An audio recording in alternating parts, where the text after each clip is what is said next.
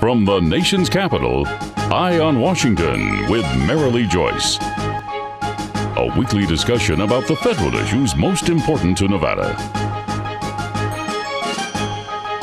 And now, from Washington, D.C., here's Marilee Joyce. And good day to you. I'm Marilee Joyce, and this is Eye on Washington, the only statewide Nevada news program produced in Washington, D.C. Every week, Eye on Washington takes you straight to Capitol Hill for a discussion with Nevada's delegation and other leaders about the federal matters that matter to you. Today's topic, it's the Hill's voice promoting Western and rural interests. It is the Congressional Western Caucus, and we'll learn from one member about how he uses his place there to advocate for Nevadans. And he is my guest today, of course, Nevada U.S. Congressman Mark Amodei, and thanks for being here on this fun topic. Thanks, Marilee, for inviting me. Thank you. Well, for almost 20 years, the Western Caucus has been working to advance issues important to residents of Western states, and many of them are top Nevada issues I've discussed here on this show. And today on Eye on Washington, we'll find out the mission of the Western Caucus. We'll learn why my guest says he's a great fit for it, and we'll find out how he uses his membership there as a platform from which to advocate for many of your priorities. The Western Caucus website says its mission is to enhance, sustain, and preserve the West's dynamic and unique culture, and to find innovative solutions to address the distinctive concerns facing Western and rural community. The mission page lists 4 key principles the caucus seeks to advance: protecting private property, strengthening local control, promoting economic growth, and increasing energy independence. And later in the show, we're going to zero in on a couple of these that are front and center in Nevada news right now. For now, just a bit of information about the caucus itself and the best trivia I found during research. Former Nevada U.S. Congresswoman Barbara Vukanovich was among 4 House members who founded it in 1993. The main reason for its creation was to explore ways for states to manage some or all of the federal lands within their borders, a big deal for Nevada since the federal government controls about 87% of the state's public lands. Today, the caucus remains a leading advocate for public land users and many important Western industries, such as energy development, mining, ranching, farming, and recreation. So, Congresswoman Vukanovich got Nevadans a big seat on the caucus on day one, and 20 years later, you're advocating for those same issues, aren't you? Yep. It's amazing. I didn't realize that Barbara was part of the one of the founders, but that is completely understandable when you know how strong her record was. You know, I want to zero in on a couple of the big caucus advocacy issues. I know you care about economic development and energy. We're going to get to those later in the show. Okay. For now, I help our audience understand just a couple of things. First, what do the states that are most represented on the Western Caucus, what do they have in common? Well, a lot of them have in common large amounts of federal ownership in their states as far as real property goes. So when you talk about anything to do with economic development, you need the landlord or the owner involved. And in Nevada's case, as you mentioned, it's 85, 87%. Some of our neighboring states aren't quite that high, but they're still way up there. So that's a big deal when you're talking about land use and economic development because they're pretty well tied together. You know, this show, we're on 8 stations statewide, TV and radio. Why do the Nevada audience members, why do they care about not only the Western Caucus, but you having a seat on it? Well, they care about it because whether you're in Elko talking about travel management plans in the national forests, or whether you're in Eureka County talking about BLM's activities permitting minerals interests, whether you're in Humboldt County talking about the Burning Man event that is permitted through the BLM Winnemucca office.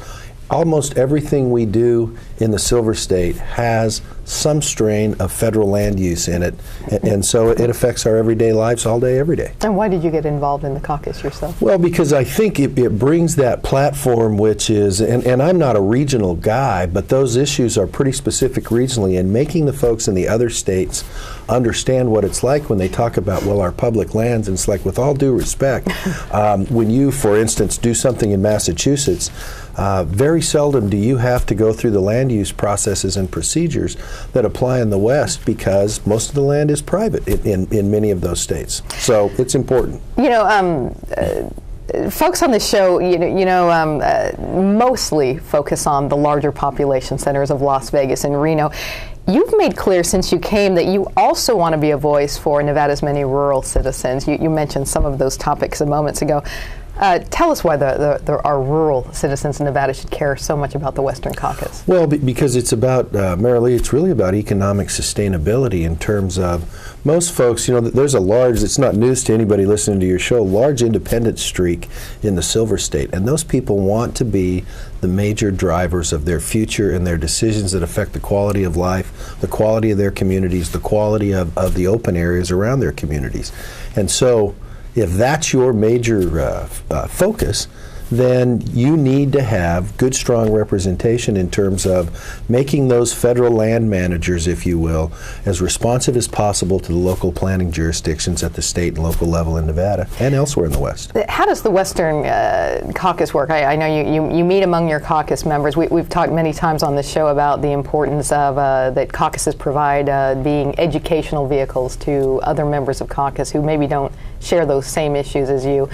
When you talk to, say, a member from Connecticut, a member from Massachusetts, as you said, that doesn't have much federal control over the lands, for instance, or some of the other local and state issues that the caucus might address, what do you say to them? How do you get them on board with some of the legislation you might be pushing that helps the Western states? Well, it goes issue by issue, but the biggest battle we face with non-federal ownership states is this idea that somehow planning is best done exclusively by an executive branch agency.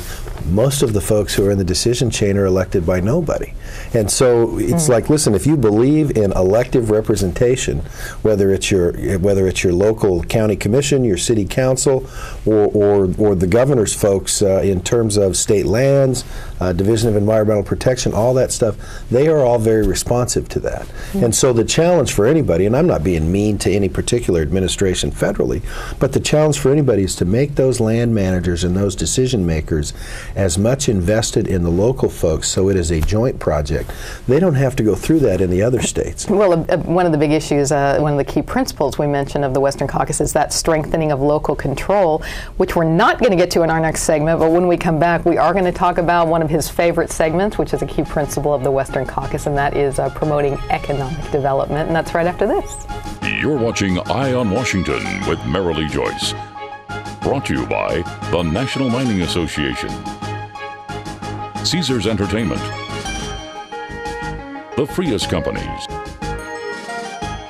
NV Energy, the Las Vegas Convention and Visitors Authority, the Nevada Mining Association, Western Lithium Corporation, and Skyline Restaurant and Casino. America's minerals have made us a nation of self-reliant dreamers, shaping our world and the endless ways we enjoy it. But red tape often forces us to import more than half the minerals we depend on. Minerals we already have. We don't import our dreams. Shouldn't that go for our minerals too? The National Mining Association. Learn more at nma.org. You already watch Eye on Washington with Marilee Joyce, Nevada's only statewide program produced in Washington, D.C. But for even more news from Capitol Hill that affects you, your family, and your business, you need to read Nevada's Washington Watch, our online newsletter. In-depth reporting on federal efforts that impact you. Our exclusive Inside the Beltway column, putting a microscope on Nevada's congressional delegation. Guest editorials about what Nevada needs from the Hill. Nevada's Washington Watch, your watch on Washington. Subscribe today at nevadaswashingtonwatch.com. Heads we go, tails we stay. A coin flip. That's how it all began for what is now Nevada's largest transportation provider. Charlie Frias, with a can-do spirit and support of his loving wife Phyllis, bought ABC Union Cab in 1966. They then parlayed 5 cabs into a fleet of nearly 1,000. And today, Frias has over 2,000 employees and was recently voted Las Vegas's best company to work for. Frias, safe, reliable, simply the best. Hey, it's embarrassing to be tackled by someone smaller than me. I look weak and effeminate, so now I'm overcompensating. I'd also be very ashamed by that. I'm not waiting until it happens to me to make you feel small. My dad taught me to be the alpha male, so now I'm gonna knock a tray out of your hands at lunch. Kids bully for all kinds of reasons. None of them are good. Know your kids' friends and monitor their social networking. Find more tips at flipthescriptnow.org. And welcome back to Eye on Washington, our discussion of the Congressional Western Caucus and how my guest is using his membership on it to help Nevadans. We've been visiting with him, Nevada U.S. Congressman Mark Amodei. Well, let's focus a little bit more closely now on two issues that are among the 4 advocacy issues in the Congressional Western Caucus mission statement. Here are the 4 principles I mentioned earlier: protecting private property, strengthening local control, promoting economic growth, and increasing energy independence.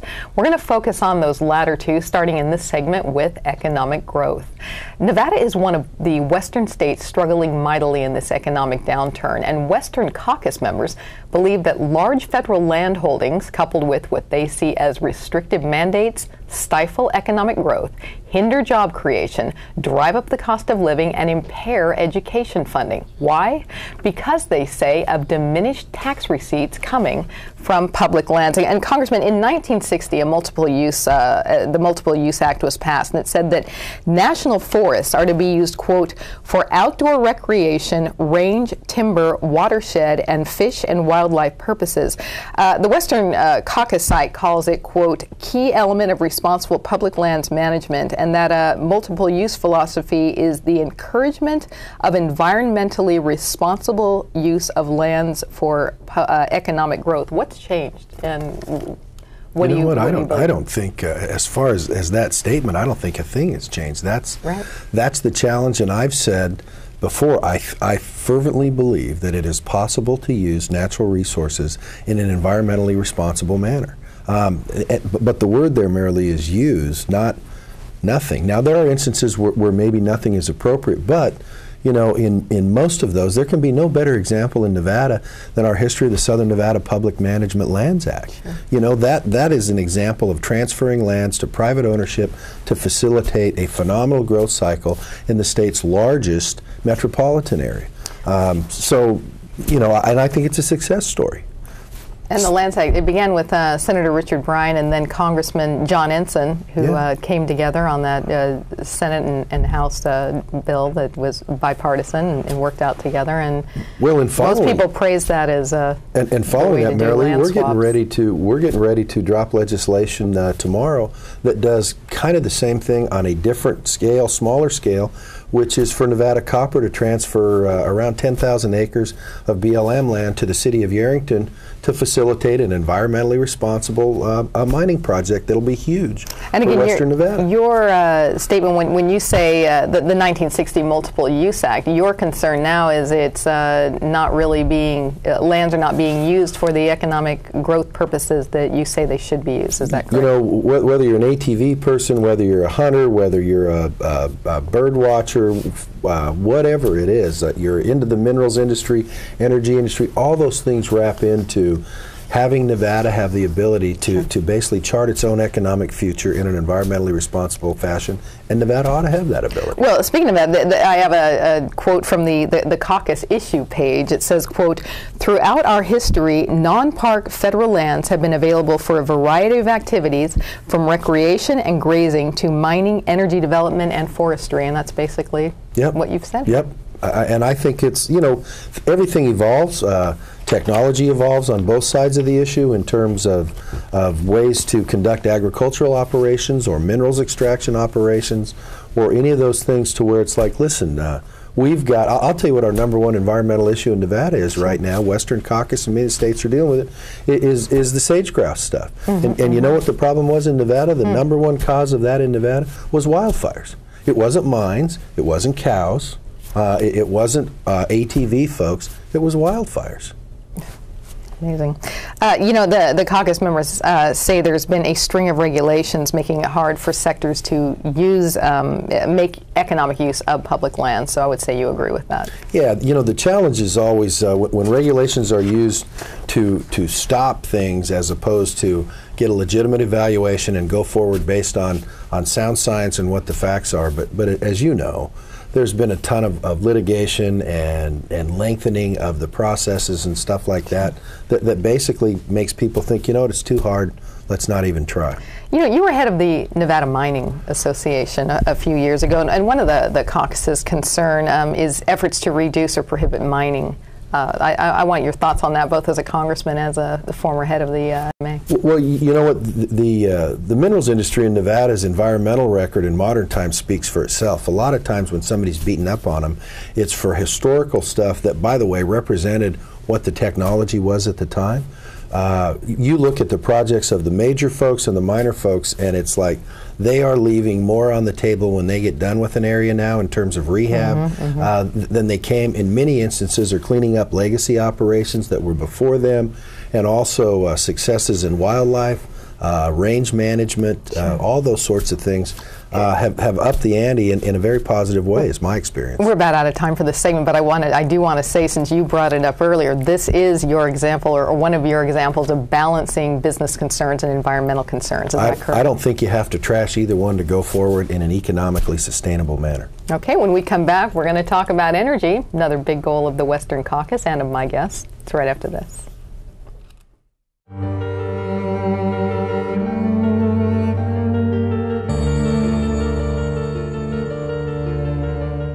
Every day, thousands of people in northern Nevada don't get enough to eat. 1 out of 5 children in northern Nevada go to bed hungry every night. But you can do something about it. Catholic Community Services of Northern Nevada has been providing help and creating hope in our community for more than 65 years. By donating food, time, or money, you can make a difference in a hungry person's life. When you make your generous donation to St. Vincent's Dining Room and St. Vincent's Food Pantry, you're helping to fight the scourge of hunger in northern Nevada. In these tough economic times, now more than ever, we need to help those less fortunate. To find out how you can donate to St. Vincent's Dining Room and St. Vincent's Food Pantry, call, click, or stop by, and together we can end hunger in northern Nevada.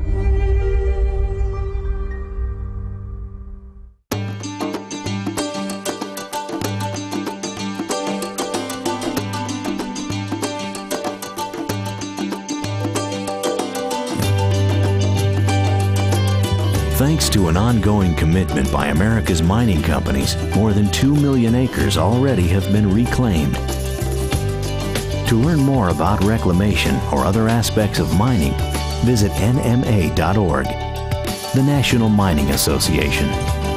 You already watch Eye on Washington with Marilee Joyce, Nevada's only statewide program produced in Washington, D.C. But for even more news from Capitol Hill that affects you, your family, and your business, you need to read Nevada's Washington Watch, our online newsletter. In-depth reporting on federal efforts that impact you. Our exclusive Inside the Beltway column, putting a microscope on Nevada's congressional delegation.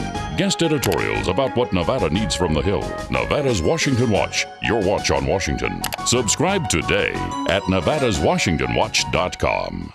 Heads we go, tails we stay. A coin flip. That's how it all began for what is now Nevada's largest transportation provider. Charlie Frias, with a can-do spirit and support of his loving wife Phyllis, bought ABC Union Cab in 1966. They then parlayed 5 cabs into a fleet of nearly 1,000. And today, Frias has over 2,000 employees and was recently voted Las Vegas's best company to work for. Frias, safe, reliable, simply the best.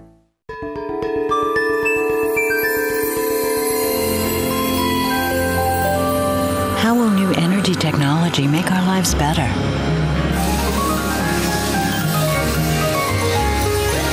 Will geothermal, wind, and solar energy be a bigger part of our future? Yes. And soon it will all be in our backyard. Learn more at nvenergy.com. And welcome back to Eye on Washington, our discussion of the House Western Caucus and how many of its issues mirror the top federal issues facing you in Nevada. My guest today is talking about it because he's a member of it. He is Nevada U.S. Congressman Mark Amodei. Well, let's focus this segment on another of the 4 key principles guiding the Western Caucus, and that's increasing energy independence. On its site, it says, quote, "The Western Caucus believes America needs to increase its energy independence through environmentally responsible development of our huge untapped domestic energy resources. Its 5 energy proposals include both, quote, responsible energy development in ANWR and, quote, promoting renewable energy, while Well, on my site, or on his site, my guest cites the need to unleash American energy, and he ties it right into jobs, adding, quote, "The energy sector is crucial to our economic growth, and high energy costs have a major impact on job creation." Meanwhile, he states his support of alternative energy sources, especially highlighting solar and geothermal, saying of the latter, "Geothermal in particular brings jobs and growth to Nevada with 20 plants in operation, providing clean, reliable electrical capacity to the grid and significant additional capacity under development." Congressman, first, regarding part of the Caucus site titled Responsible Domestic Energy Development, it says, "We do our nation a disservice when we continue to rely on foreign sources of oil." What, in your opinion, is the answer here? Well, we have the resources within the borders of this country, Marilee. It's a combination of things, obviously. There are phenomenal coal resources. There are phenomenal natural gas resources. Obviously, Nevada is one of the leaders and a building success story in geothermal. Solar is in the grid there, too, if you will, no pun intended. One of the ones that's not mentioned in there is biomass also. So we've got the ability to control our own future, but we need to go forward in an aggressive, responsible fashion and do just that. And you've said we need to focus both on untapped domestic resources and the promotion of renewable energy. You're not taking a side here. You say that both are very important. I think they all have a place in the equation, and the question is not to try to create winners and losers, but focus on those strengths and get them working and get down the road. There are plenty of opportunities for Nevada and the West in that scenario. But the caucus does call efforts on the Hill to reduce domestic energy production from all sources, quote, short-sighted and not in the long term of the public. Well, and you know what, that's kind of generous. I'll tell you this, the technology, for instance, for coal, Nevada's not a coal state as far as production, but in terms of consumption, you know, we struggle sometimes to compete for economic development with what a kilowatt hour costs in Nevada. Across the border, the Beehive State in Utah, they've got one of the lowest. You know why, Marilee? Because they've got over 90% reliance on coal. And guess what? They're doing it environmentally responsibly, and it helps out. So there's an example of, listen, do things for policy reasons, not political reasons, and the energy stuff is achievable. And again, you tie energy production directly to jobs. I have a quote from you on your site. You said, "I believe we need to take action on the bipartisan Keystone Energy Project, which would immediately create 20,000 jobs with the potential for 100,000 to 200,000 additional jobs." And you also mentioned it would reduce oil and gas costs. Yep. Well, and I mean, that particular issue touches everything from foreign relations to energy to domestic jobs. You know, I mean, it almost checks every box in terms of the top 10 potential issues that are on anybody's radar screen at one time. And obviously, I'm somebody who believes that it is an environmentally defensible and sound project, and we ought to go forward. You know, I don't think anyone, I can't think of anyone out there who thinks things are positive on the Hill right now. As we close out our Western Caucus discussion, what's your view on a way to bring both sides together on two big Nevada issues, public lands management and energy? Well, we're going to continue to focus on the facts, tell the truth, be sincere about all of those things, and then, you know, if we think somebody's playing politics instead of the facts, we'll mention that, but in a respectful way, and try to basically just keep chipping away on, these are the facts, this is why it's good policy, this is why you ought to support whatever the issue is. Great discussion. Thanks for sharing all this information about the caucus, and when we come back, we're going to have our mailbag segment. That's right after this. All of us at Caesars Entertainment have something we want to say. Play responsibly. Play responsibly. We don't want you to gamble if you've had too much to drink. You shouldn't gamble if you're lonely or depressed. And if you're under 21, you're not allowed to play. No, no, no. No matter which of our casinos you come to, our message is always the same. Play responsibly. Play responsibly. Play responsibly. We know you're coming to our casinos to have a good time, and we always want you to leave feeling like you did. America's minerals have made us a nation of self-reliant dreamers, shaping our world and the endless ways we enjoy it. But red tape often forces us to import more than half the minerals we depend on. Minerals we already have. We don't import our dreams. Shouldn't that go for our minerals too? the National Mining Association. Learn more at nma.org.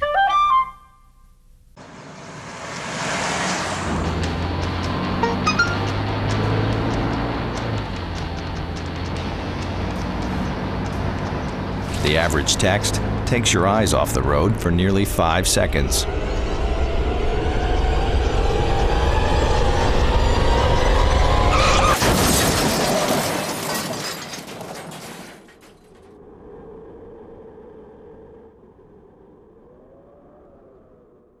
Built on a fleet of just 5 cabs bought in 1966 by founder Charlie Frias, Frias Transportation is now Nevada's largest transportation provider. Today, Frias has a fleet of nearly 1,000 vehicles and more than 2,000 employees. As an industry and community leader, Frias continues to create the future of transportation technology and management and actively supports the community, continuing the legacy of quality service in the Las Vegas Valley. Simply the best.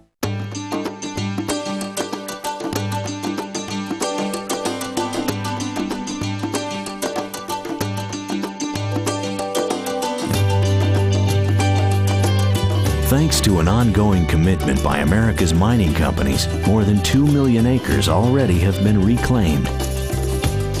To learn more about reclamation or other aspects of mining, visit nma.org, the National Mining Association. We are back with our closing segment of Eye on Washington. It is our mailbag segment. In this segment, we tell you about an issue that the Congressional Mailbag page of the Joyce Communication website has been getting a lot of correspondence about. We read one of your letters on the air, and then we invite our guests to respond to you right here. And Congressman, coincidentally, we have a letter on public lands issues, and I have a letter from Lance R. of Urington. He writes, "Dear Congressman Amodei, you mentioned the need to strengthen local control over federal lands in Nevada. What are the next crucial steps to ensuring that local communities have a voice in those decisions?" What do you say to Lance? Well, a few things. First of all, I think oversight in terms of those federal land managers by everybody in their respective districts is an all-day, every day sort of thing.